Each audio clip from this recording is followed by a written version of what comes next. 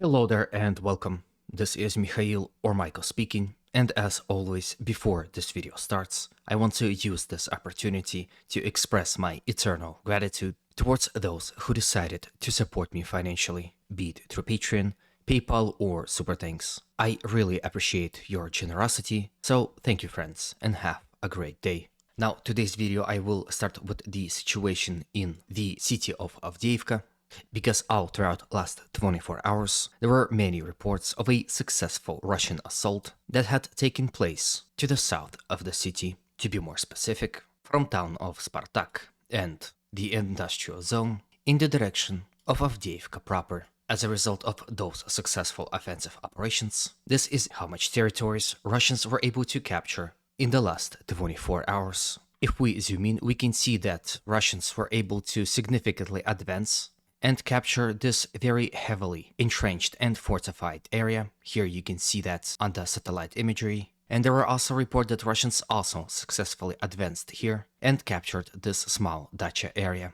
taking control over those serious fortifications as well. When it comes to deep state map, we can see the situation here. So here is the situation of yesterday and here is the situation of today, with those territories being captured by the Russians. As you can see, according to pro-Ukrainian sources, Russians were able to enter this dacha area and also reach a stronghold point of Tsarskaya Охота, or Royal Hunt. However, some sources claim that at this point in time, Russian forces already captured this area, as well as the Tsarskaya Охота, passed beyond it, and reached Avdeevka city in this general area.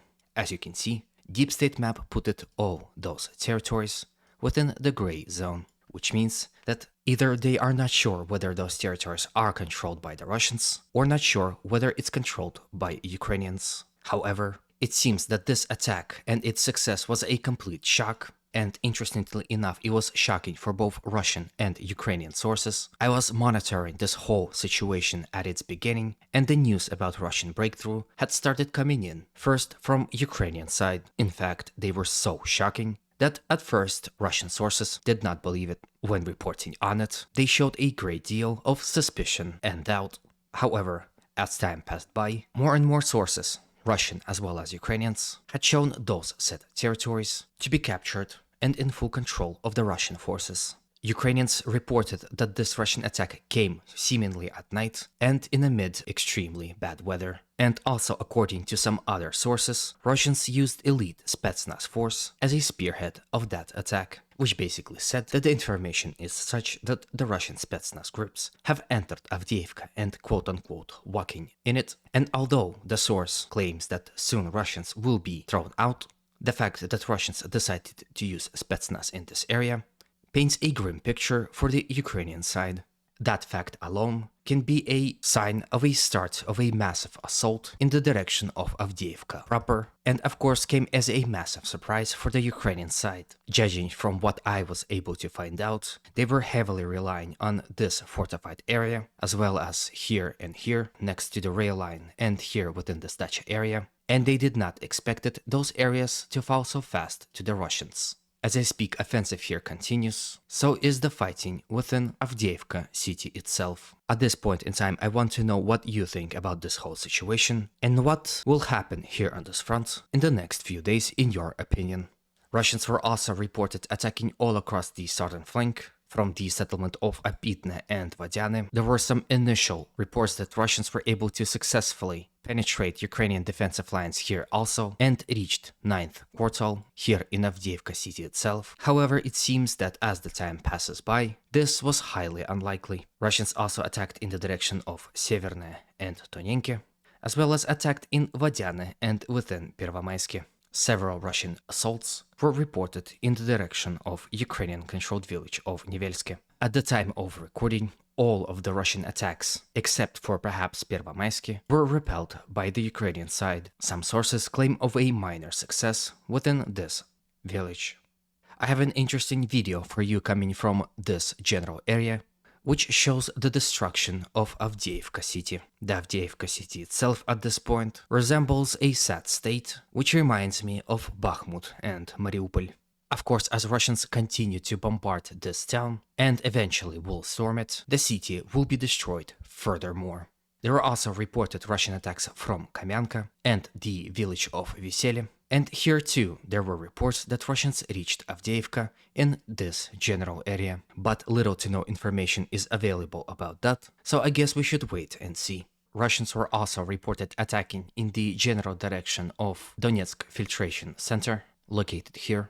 Ukrainians are currently using it as a stronghold to protect this entire area from Russian advances, and if Russians are to successfully capture it, they will gain more operational freedom to attack on a wider front and enter Avdeevka from this side also. Here on this video you can see Russian bombardment of a building within Donetsk Filtration Center.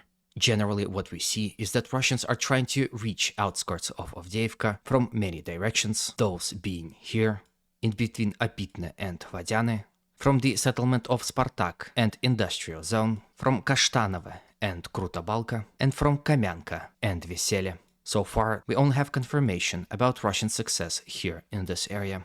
It seems that this is the most intense moment in the entire Battle of Avdeevka so far. From Avdeevka, let's visit the Kherson front and discuss the situation in Krynki village, as some clarifications are required. Yesterday I reported that there is a possibility of Ukrainian forces retreating from this village altogether. However, it seemed that it didn't happen. As recent footage shows, Russians heavily bombarding the remainings of the village, and some Ukrainian videos showing soldiers still present on this bridgehead. However, the number of Ukrainian soldiers present in this area decreased significantly. Situation here continued to deteriorate for the Ukrainian forces, as intensity of the Russian attacks here are increasing gradually, so does of course intensity of artillery and aviation strikes. For example, here on this video you can see a group of Ukrainian soldiers being very happy for leaving this hell on earth. The situation could be so much worse, as Russians are pretty effective at finding and destroying such speedboats. Here on this video, which unfortunately I cannot show you fully, you can see Ukrainian speedboat being spotted by Russian drone and being hit with a extremely accurate munition drop. And just to remind you that most of those soldiers are Marines trained by NATO standard, which again raises a question of a reasoning behind this whole Krynki blunder. This is all that I have for you today. It would seem that this video is a bit shorter than usual, but what we like to say in Russia, краткость сестра таланта, which in English translates as brevity is the soul of wit. Thank you again for all your support. Words cannot describe how much I appreciate it. As always, humanity calls me to condemn all violence against human beings. Have a good day, and always remember, Russia will be free and great.